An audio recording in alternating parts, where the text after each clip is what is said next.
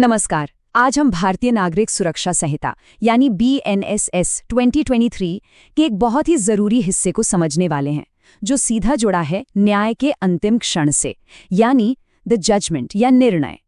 एक मुकदमा जब खत्म हो जाता है तो अदालत अपना फैसला कैसे सुनाती है, कब सुनाती है और इसके पीछे क्या नियम होते हैं। चलिए धारा 391 से 395 तक के इस सफर में इन सारे सवालों का जवाब ढूंढते हैं। देखिए, पुराने क्रिमिनल प्रोसीजर कोड को बदलकर BNSS 2023 को लाना ये सिर्फ एक कानूनी बदलाव नहीं है। इसका असली मकसद है हमारी पूरी न्याय प्रणाली की रफ्तार को बढ़ाना, उसे और पारदर्शी बनाना। और आज हम यही देखेंगे कि निर्णय सुनाने की प्रक्रिया में जो नए बदलाव आए हैं वो इस लक्ष्य को पूरा करने में कैसे मदद करते हैं। तो सवाल एकदम सीधा है, ट्रायल खत्म होने के बाद आखिर होता क्या है? क्या फैसला सुनाने की कोई समय सीमा, कोई डेडलाइन होती है? और उस फैसले में क्या क्या लिखा होना जरूरी है? BNSS की धारा 391 से लेकर 395 इन्हीं सारे सवालों का एक एक करके बहुत सटीक जवाब देती हैं। और यही वजह है कि ये सिर्फ लॉ स्टूडेंट्स के लिए ही नहीं, बल्कि हम सबके लिए जानना बहुत जरूरी है। आगे बढ़ने से पहले एक बहुत ज़रूरी बात, ये जो भी जानकारी हम यहाँ साझा कर रहे हैं ये सिर्फ शैक्षिक उद्देश्यों के लिए है, मतलब आपकी जानकारी बढ़ाने के लिए। इसे किसी भी तरह की कानूनी सलाह बिल्कुल ना समझा जाए। तो आज हम क्या क्या देखने वाले हैं? सबसे पहले हम समझेंगे कि कुछ मामलों में एक जज फैसला क्यों नहीं दे सकता। फिर देखेंगे कि फैसला देने की पूरी प्रक्रिया और उसकी समय सीमा क्या है। और आखिर में जानेंगे कि किसी को दोषी पाए जाने के बाद अदालत और क्या-क्या आदेश दे सकती है। तो चलिए शुरू करते हैं। अच्छा, किसी भी केस की प्रक्रिया शुरू करने से पहले कानून एक बहुत ही बुनियादी शर्त रखता है, और ये शर्त जज की निष्पक्षता मतलब इम्पार्शियलिटी को सुनिश्चित करती है। धारा 391 न्याय की इसी पहली और सबसे जरूरी सीढ़ी के बारे में ही है। नीमो जूडेक्स इन कॉजा सुआ सुनने में थोड़ा मुश्किल लग सकता है, पर यह सिर्फ एक लैटिन कहावत नहीं बल्कि निष्पक्ष न्याय की आत्मा है। इसका बहुत सरल सा मतलब है कि कोई भी व्यक्ति अपने ही मामले में खुद जज नहीं बन सकता, और धारा 391 इसी सिद्धांत को कानूनी रूप देती है।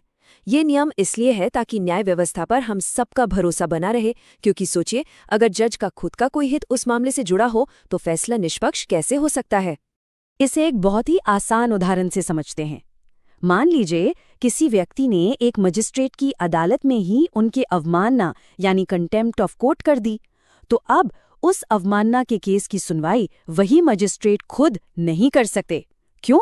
क्योंकि यहाँ पर वो एक तरह से पीड़ित पक्ष हैं, और अगर वो खुद ही जज बन जाएंगे तो निष्पक्षता पर सवाल उठ सकता है। इसलिए ये मामला किसी और जज को सौंपा जाएगा। सिंपल।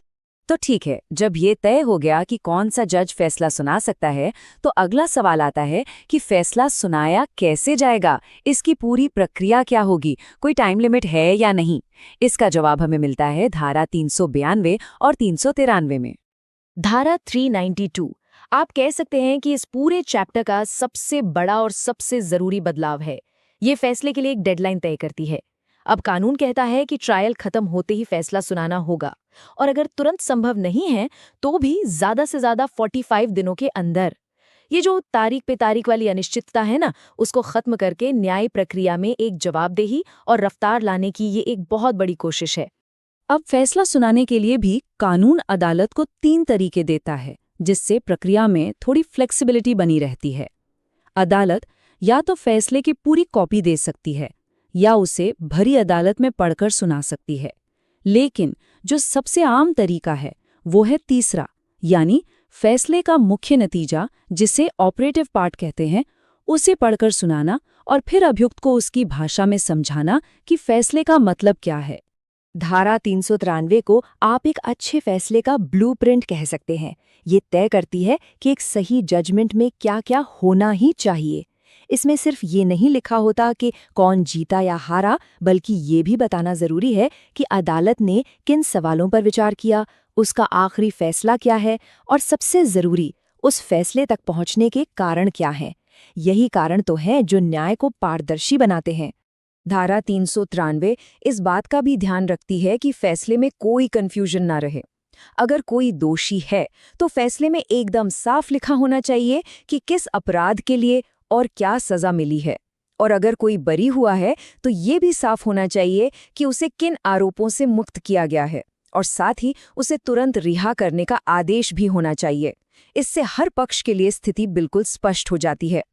अब देखिए, किसी को दोषी ठहराने का फैसला ही कहानी का अंत नहीं है। अदालत इसके बाद भी कुछ और खास आदेश दे सकती है। इन्हीं अतिरिक्त आदेशों के बारे में हमें धारा 394 और 395 में बताया गया है। धारा 394 समाज की सुरक्षा को ध्यान में रखकर बनाया गया एक प्रोविजन है, जो आदतन अपराधियों यानी रिपीट ऑफेंडर्स पर लागू होता है।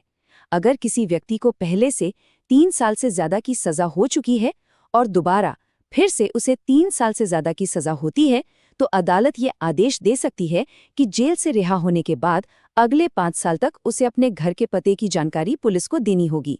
इसका मकसद समाज को ऐसे लोगों से सुरक्षित रखना और उन पर एक नज़र रखना है। और अब धारा 395, जो न्याय के एक बहुत ज़रूरी पहलू पर ध्यान देती है, और वो है पीड़ित की भरपाई। ये धारा बताती है कि दोषी पर जो जुर्माना लगाया गया है वो सिर्फ सज़ा नहीं है, उस पैसे का इस्तेमाल मुकदमे का खर्च निकालने के लिए और सबसे ज़रूरी अपराध से पीड़ित व्यक्ति को मुआवजा देने के लिए किया जा सकता है। इस धारा का एक बहुत ही महत्वपूर्ण हिस्सा है सबसेक्शन 3। ये कहता है कि अदालत पीड़ित व्यक्ति को मुआवजा देने का आदेश तब भी दे सकती है जब सजा में कोई जुर्माना शामिल ही ना हो।